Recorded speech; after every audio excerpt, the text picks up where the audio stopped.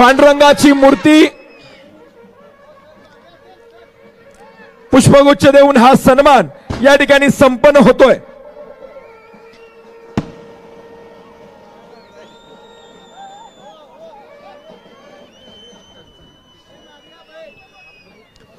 सत्कार या ठिकाणी संपन्न होतोय। जगत राजा पांडुरंगाची मूर्ती देऊन आपल्या ठाण्या वाघासाठी दोन्ही हात वरती। कोण आला रे कोण आला, अरे कोण आला रे कोण आला।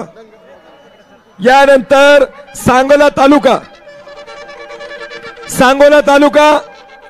सकल धनगर समाजाच्या वतीनं सांगोला तालुका सकल धनगर समाजाच्या वतीनं काठी घोंगडे व ढोल देऊन आदरणीय साहेबांचा सन्मान या ठिकाणी संपन्न होईल। सांगोला तालुका सकल धनगर समाजाच्या वतीनं काठी घोंगडे व ढोल देऊन सन्मान या ठिकाणी संपन्न होईल।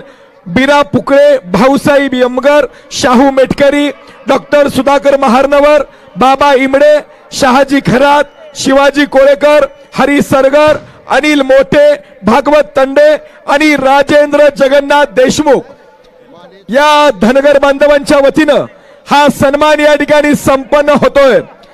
जय भवानी, जय भवानी। या ठिकाणी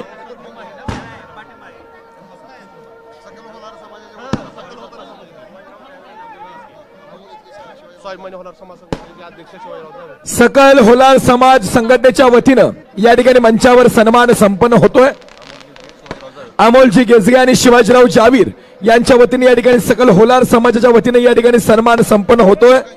जय कोट, जय कोट, जय मल्हार। बाळूमामाच्या नावाने, बिरुदेवाच्या नावाने धन्यवाद सकल धनगर समाजाच्या वतीनं। यानंतर या ठिकाणी संबोधित होतील महाराष्ट्र राज्याचे नेते आदरणीय उद्धवजी बाळासाहेब ठाकरे। या ठिकाणी 2 पक्ष प्रवेश होतील। भारतीय जनता पार्टी सेल अध्यक्ष सोलापूर जिल्हा डॉक्टर परेश खंडागळे, भारतीय तालुका उपाध्यक्ष भारतीय जनता पार्टी तालुका उपाध्यक्ष जिल्हा सरचिटणीस सन्मान्य श्री आनंद फाटे आणि अपक्ष उमेदवारांचा पाठिंबा आबाने या ठिकाणी येतोय। माननीय श्री गोविंद अंबादास कोरे, परमेश्वरजी गेजगे आणि माननीय रणजितसिंह विठ्ठल देशमुख तसेच या ठिकाणी रिपब्लिकन पार्टी ऑफ इंडिया यांच्या वतीने या ठिकाणी प्रवेश आणि या ठिकाणी होतोय, त्यांचंही आम्ही या ठिकाणी स्वागत करतोय। यानंतर माऊलीनंतर समाधी नाही, तुकोबानंतर वैकुंठ गमन नाही, शिवरायानंतर छत्रपती नाही, गंधर्वानंतर गाणं नाही, माशानंतर पोहणं नाही, रामानंतर आचरण नाही, गरुडानंतर भरारी नाही आणि स्वर्गीय बाळासाहेबांसारखं व्यक्तिमत्व। अरे भगवे आमुचे रक्त तळपतो हात वरती। सात गोत्र अंधर्म आमुचा शिवसेना, शिवसेना।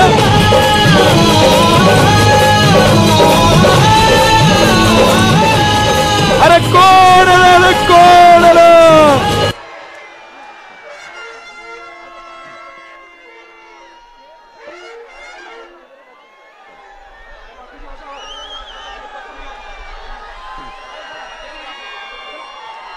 चला, जमलेल्या माझ्या तमाम महाराष्ट्र प्रेमी बांधवांनो, भगिनींनो आणि मातांनो,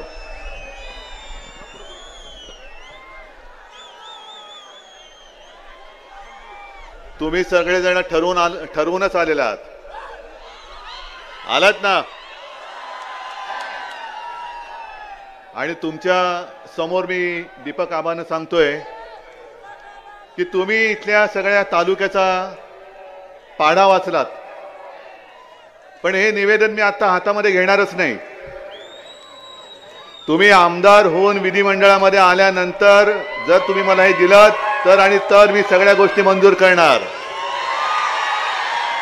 बरोबर ना। आता तुमच्यावरती आहे दीपक आबांना पाठवायचं की नाही। तुम्हाला पाठवावंच लागेल, पण एक काम करायचं, मला सांगा जरा, रेल्वेमध्ये कोणाची ओळख आहे का हो? नाही, एक तिकीट पाहिजे। पाहिजे आहे कोणाची ओळख? 23 तारखेचं एकच तिकीट पाहिजे आणि ते सुद्धा गुवाहाटीचं.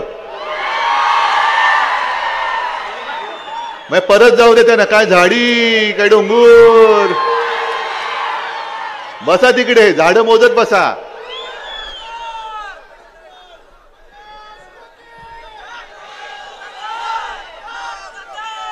प्रत्येकाचं एक नशीब असतं.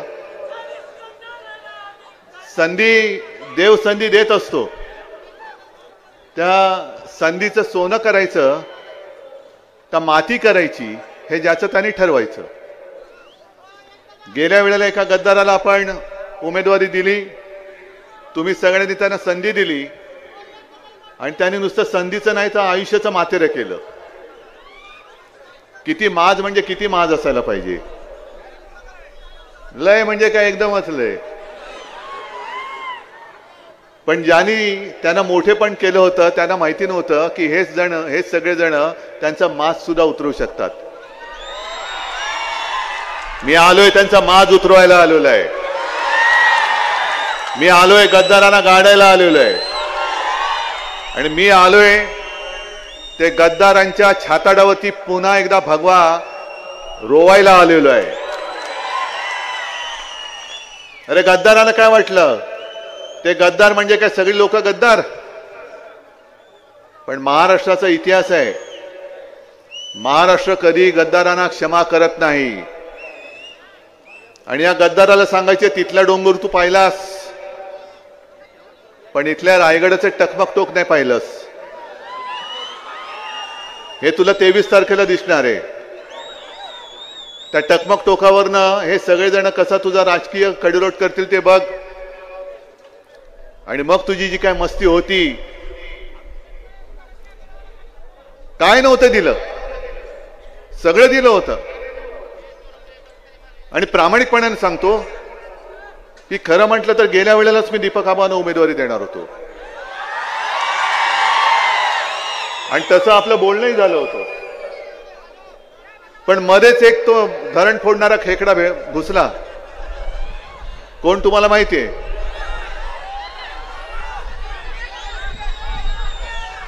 आणि त्यांनी सांगितलं की साहेब माझं ऐका, हा 100% निवडून येतो. म्हटलं ठीक आहे. मग दीपक आबांना मी हात जोडून विनंती केली की आबा जरा माफ करा, असं असं मला करावं लागतंय. आणि त्यांचं कौतुक मला एवढ्यासाठी वाटतं की त्यांना सांगितल्यानंतर कुठेही लांडी लबाडी केली नाही, गद्दारी तर अजिबात केली नाही, बंडखोरी नाही केली. पण ठीक आहे उद्धवजी, मी आणतो निवडून. म्हणजे असा सैनिक आपल्याला पाहिजे, तुमच्यासाठी लढणारा. याला म्हणतात सैनिक. आता त्यांनी सांगितलं ना किती वर्ष थांबले होते. आता झालं. जी काय मध्ये तुमच्या स्पीड ब्रेकर होते ते सगळे आता आपण सपाट केलेले आहेत. एक मोठं ढेकुळ आहे ते पण यावेळेला सपाट करून टाकायचंय. आता निवडणूक रंगात यायला लागलेली आहे. साधारणतः 1 आठवड्यापूर्वी मी मुंबईत असताना मला पत्रकारांचे फोन यायचे की उद्धवजी यावेळेला काय लोकसभेसारखं काही दिसत नाही हो. म्हटलं का हो? नाही अजून काय असं गरम नाही होत. म्हटलं थांबा जरा, ही मशाल अजून आमची पेटली नाही, मग सगळ्यांचं सगळं गरम होईल. आता बघा कशी पेटले मशाल, धगधगते. आणि मी जिथे जातोय तिथे अशी तोबा गर्दी होते. लोक वाट बघतायत, जनता वाट बघते.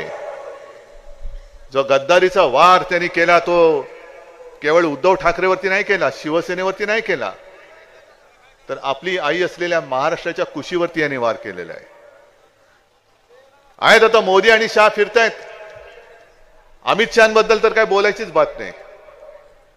तो लगेराव मुन्नाबाई बघितलं होतं ना तुम्ही, त्यातले सर्किट सारखे फिरतायत. क्या करने का है भाई, किसको उठाने का है? बोल ना भाई, तू मैं करेला आहे ना. मैं काय माणसं, काय भाषा. आणि येऊन जाऊन काय आता दीपक आबा तुम्ही जसं या सांगोलेकरांच्या व्यथा सांगितल्या, अजूनही त्या निऱ्या उजव्या कालव्याचं पाणी थेट टेलपर्यंत येत नाही. कधी येणार? मी विदर्भात गेलो होतो, मराठवाड्यात गेलो होतो, सगळीकडे शेतकरी हवाल दिले. इथे तुझं सुद्धा शेतकरी आलेत का? तुम्हाला शेताला भाव मिळतोय शेतमालाला तुमच्या? अरे पण आम्ही 370 कलम काढलं ना, 370 कलम काढलं ना, काढलं की नाही? मग तुम्हाला शेतमालाला भाव नाही मिळत? आम्ही 370 कलम काढलं. काय कशासाठी कुठे बोलताय? माझ्यावरती टीका करतायत की उद्धव ठाकरे 370 कलम काढायला ज्यांनी विरोध केला त्यांच्यासोबत बसलेत. अमित शहाजी तुम्हाला जरा डोक्याला ब्राह्मी तेल वगैरे लावा, कारण जर का तुम्हाला स्मृतीभ्रंश झाला असेल तर आठवण करून देतो की 370 कलम हटवताना शिवसेनेने तुम्हाला पाठिंबा दिला होता. आणि आम्ही कोणावर बसतोय काय करतोय ही हेरगिरी करण्याच्या पेक्षा जरा एका गोष्टीचं उत्तर तमाम महाराष्ट्राला द्या आणि देशाला द्या की जेव्हा तिथल्या काश्मीरमध्ये आपल्या पंडितांवरती, हिंदू पंडितांवरती अत्याचार होत होते, त्यांच्या हत्या होत होत्या, अतिरेकी त्यांची घरदारं बळकावत होते, तेव्हा मोदी आणि शहा हे नाव त्यांच्या घराच्या बाहेर कोणाला माहित नव्हतं. त्या काळात फक्त आणि फक्त हिंदू हृदय सम्राट शिवसेना प्रमुखांनी काश्मीरी पंडितांना महाराष्ट्रामध्ये आश्रय दिला होता.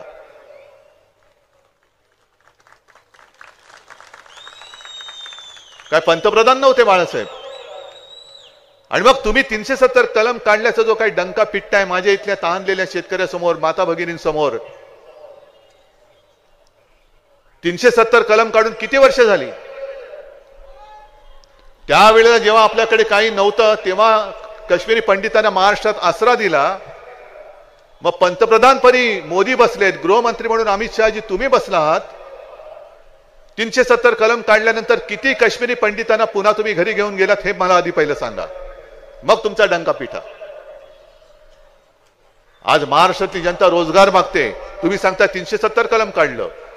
महाराष्ट्रातली जनता हमीभाव मागते, शेतकरी हमीभाव मागतोय, तुम्ही सांगताय राम मंदिर बांधलं. राम मंदिर बांधताना आम्ही नव्हतो तुमच्यासोबत?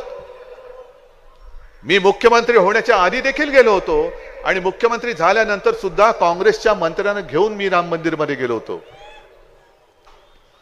पण तुम्हाला सगळ्यांना काहीतरी असं भासवायचं, पुन्हा हिंदू मुस्लिम वाद आणायचा, आपण काहीतरी थोडस एक भान आपलं हरपतं आणि पुन्हा त्याने एकदा डोक्यावर घेऊन बसतो.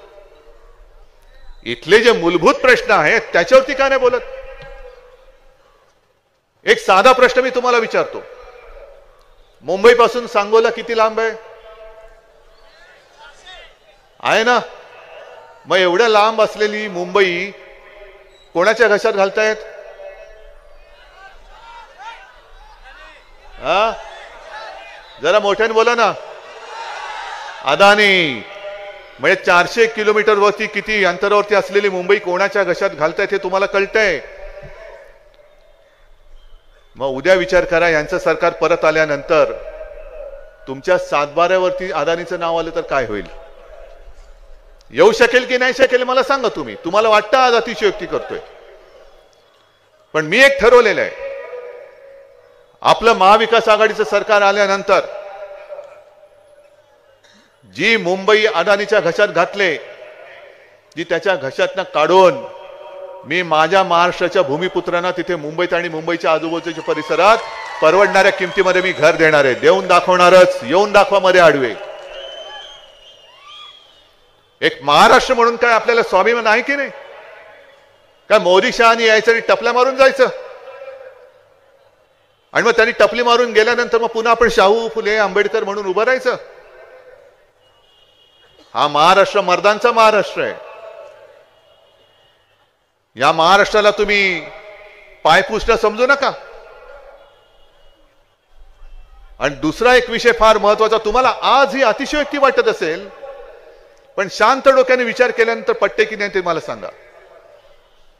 हा संपूर्ण पट्टा इथून पश्चिम महाराष्ट्र हा सहकाराचा पट्टा आहे ना? मग ते साखर कारखाने असतील, सहकारी बँका असतील, इतर काही उद्योग असतील, आजपर्यंत कधीही स्वातंत्र्यानंतर सहकार हा राज्याचा विषय, पण केंद्रामध्ये सहकार खातं तयार केलं गेलं आणि ते खातं अमित शहानी स्वतःकडे ठेवलेले.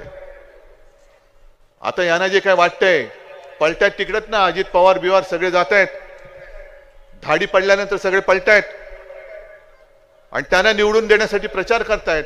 त्यांच्या लक्षात येत नाही भाजपची नीती ही वापरा आणि फेका अशी नीती आहे. काम पाहिजे, काम करायचंय तेव्हा वापर करायचा आणि काम झाल्यानंतर फेकून द्यायचं, ही यांची दळभद्री नीती आहे. आज हे यांना पक्षात घेतील.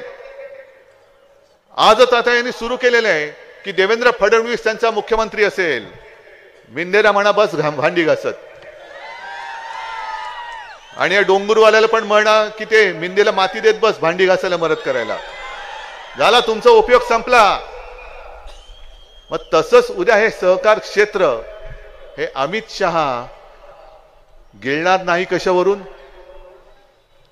सहकारी बँका अदानीच्या घशात घालणार नाही कशावरून? ही सुरुवात आहे. एक एक पाऊल पुढे पुढे टाकत टाकत टाकत त्या सगळ्या गोष्टी, म्हणजे ते त्यांचा काही तो नारा आहे ना, बटेंगे तो कटेंगे, तसं नाहीये. हम महाराष्ट्र को लुटेंगे आणि दोस्तों को बांटेंगे. यांना महाराष्ट्र लुटायचा आहे आणि यांच्या दोस्तांमध्ये तो वाटायचा आहे. बरं, जसं अमित शहानी मला काश्मीरची आठवण करून दिली, तशीच एक घटना आता 4 दिवसापूर्वी घडली. तुम्हाला कोणालाच माहिती नाहीये. मला मी ते ऑनलाईन बातम्या वाचल्या म्हणून मला ती कळली. कोणत्याही पेपरमध्ये आल्याचं मी तरी पाहिलेलं नाहीये. मोदी ज्या वेळेला महाराष्ट्रामध्ये भाषण करत होते, अमित शहा जेव्हा महाराष्ट्रामध्ये भाषण करत होते, त्याच वेळेला मणिपूरमध्ये एका महिलेवरती अत्याचार होत होता. 31 वर्षाची आदिवासी महिला, 3 मुलांची आई, घरामध्ये घुसले, तिच्या अत्याचार केला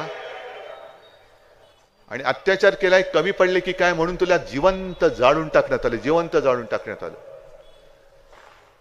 तक्रार कोण घेणार? कोणाची हिंमत आहे? तक्रार झाली, आरोपींची ओळख अजून पटलेली नाही. आणि अमित शहा, तुम्ही देशाचे गृहमंत्री आहात, तुम्ही गृहमंत्र्यासारखं वागलं पाहिजेत. तुम्ही उद्धव ठाकरेला संपवण्यापेक्षा मणिपूरमध्ये जाऊन जे हिंसाचार करतात ना, त्यांना संपवून दाखवा. मणिपूरचा हिंसाचार थांबवून दाखवा. काश्मीरचं जे तुम्ही आम्हाला सांगताय 370 कलम, अजूनही तिकडे अतिरेक्यांचे हल्ले होत आहेत, आपल्या सैनिकांवरती होत आहेत, ते हल्ले अजूनही थांबलेले नाहीयेत. ते पहिले थांबवून दाखवा.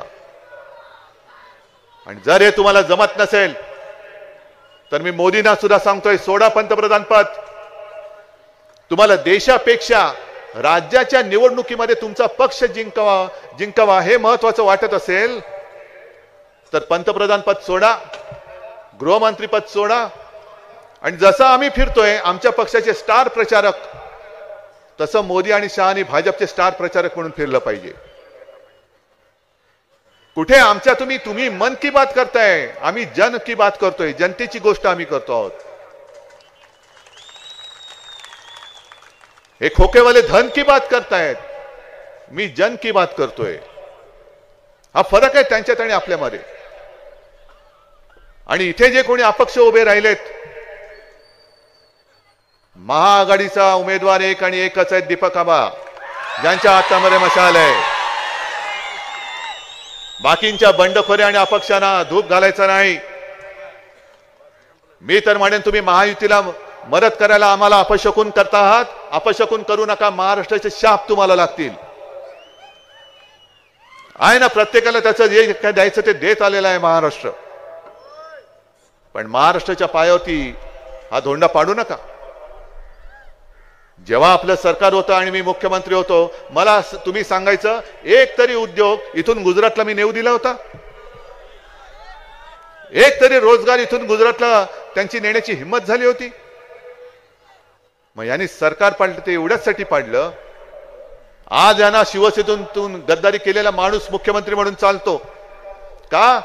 कारण तो त्यांचे बूट चाटतोय. तो त्यांच्या समोर शेपूट हलवतोय. पण उद्धव ठाकरे त्यातला नव्हता. कारण मुख्यमंत्रीपद गेलं तरी 72, पण मी महाराष्ट्राशी बेईमानी करणार नाही.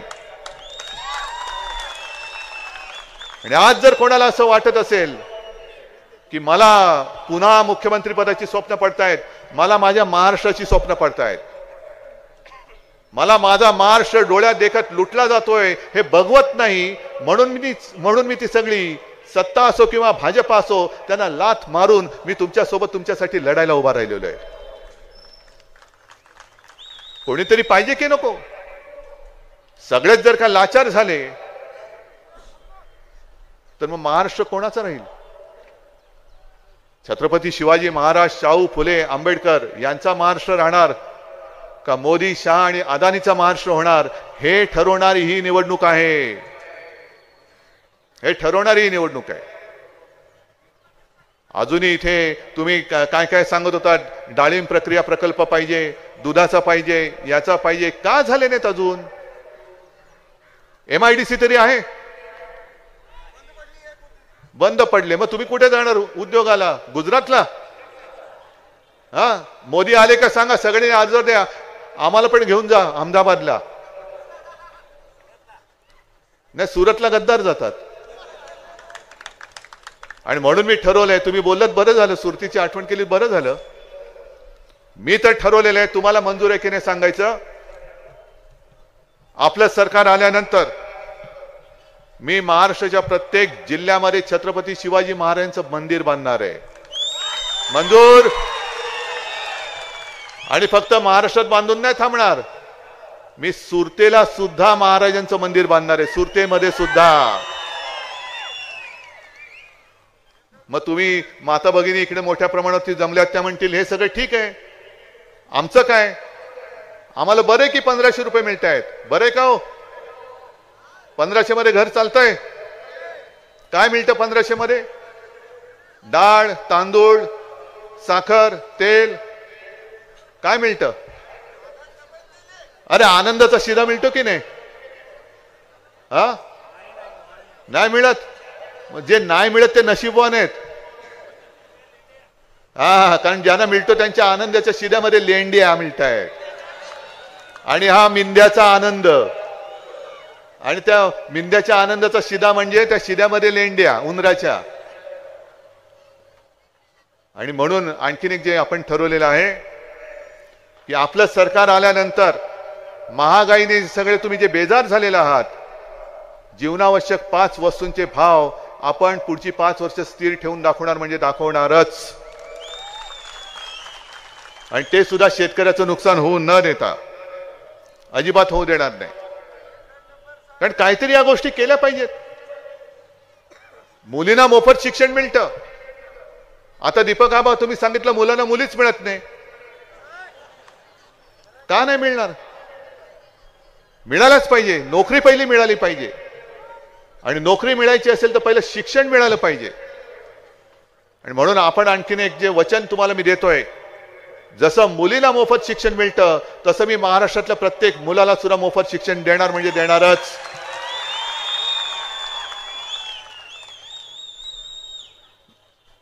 आम्ही देतोय काय?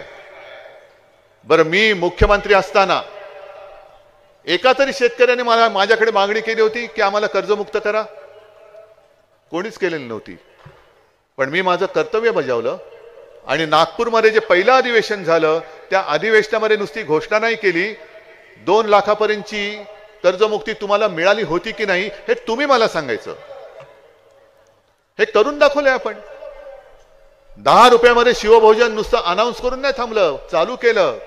कोरोनामध्ये 5 रुपयात दिलं, काही काळ मोफत दिलं. हे सगळं करतोय कारण मी परवाकडे विदर्भात होतो आणि तिथे गाडगे बाबा, गाडगे बाबांचं सांगायचं तर माझ्या आजोबांनी त्यांचं चरित्र लिहिलंय. आणि गाडगे बाबा, माझा तेव्हा जन्मही नव्हता झालेला, अगदी आपले शिवसेना प्रमुख पण ऐन तरुण वयातील असतील. त्यावेळेला गाडगे बाबा हे आमच्या घरी यायचे. पण आजोबा नेहमी सांगायचे की घरी आले तर आतमध्ये येऊन सोफ्यावरती नाही बसायचे, दरवाजाच्या बाहेर, पाठीकडनं दरवाजाच्या बाहेर तिकडे उभे राहायचे. आणि माझ्या माला हाक मारायचे,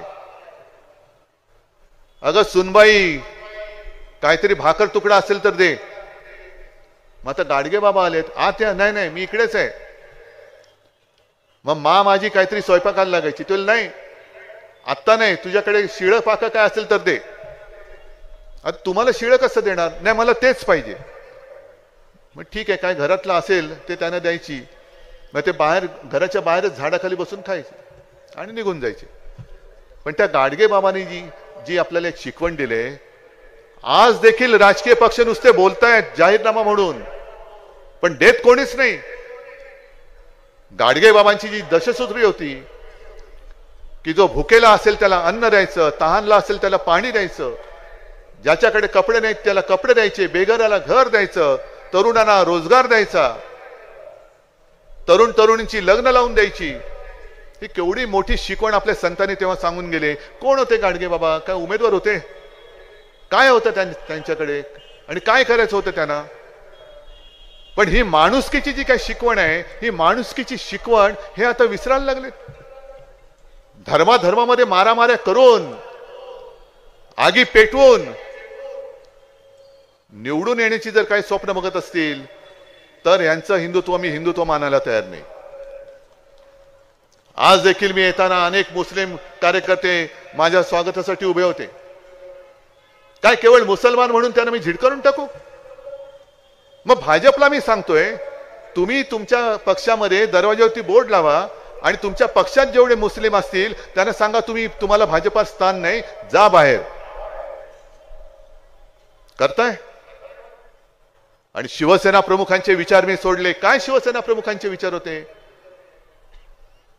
त्यांच्या भाषणातले एक तरी वाक्य मला काढून दाखवा की या देशातले सगळे मुसलमान हे देशद्रोही आहेत असं ते बोललेत, असं एक तरी वाक्य काढून दाखवा. कधीच नाही बोललेले.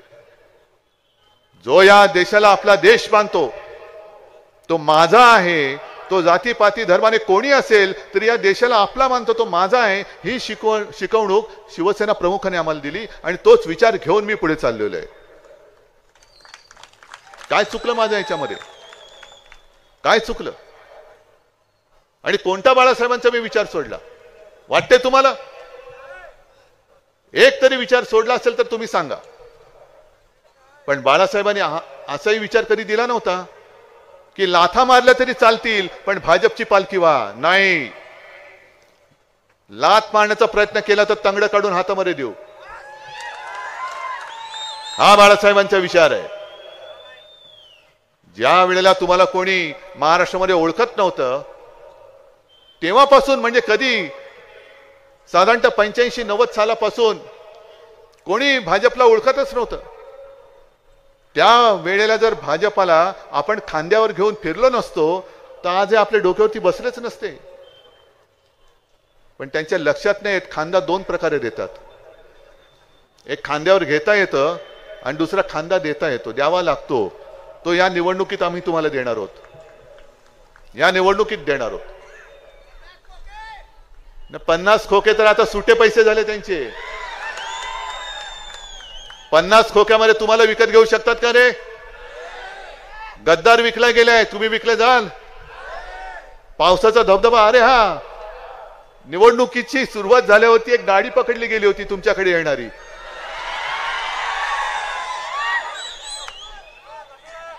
हा कोणाची होती गाडी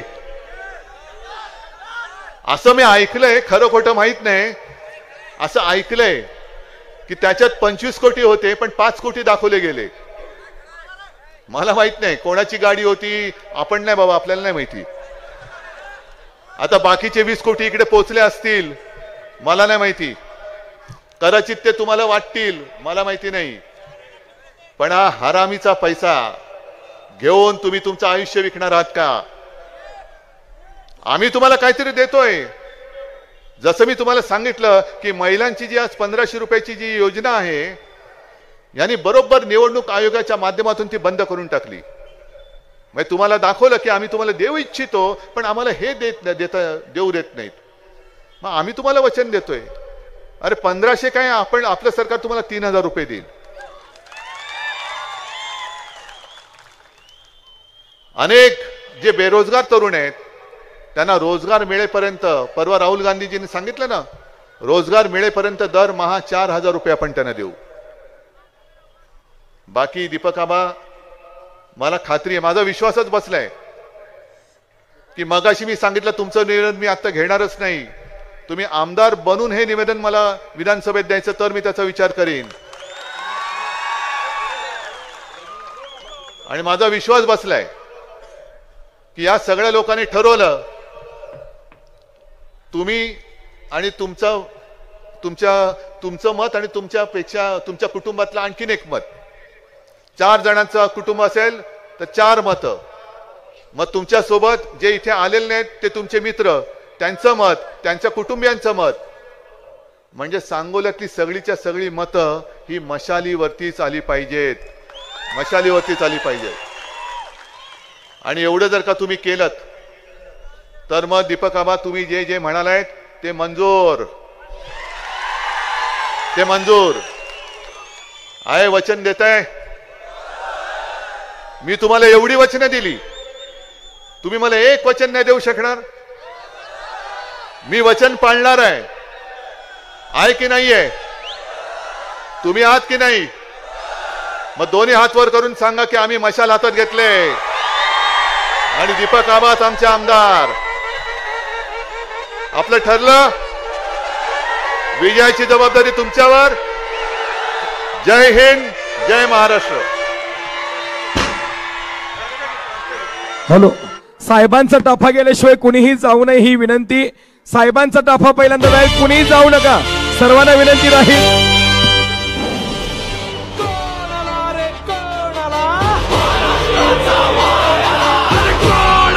राष्ट्रगीत होणार आहे, सर्वांना विनंती, जागेवरती थांबा. राष्ट्रगीत होणार आहे.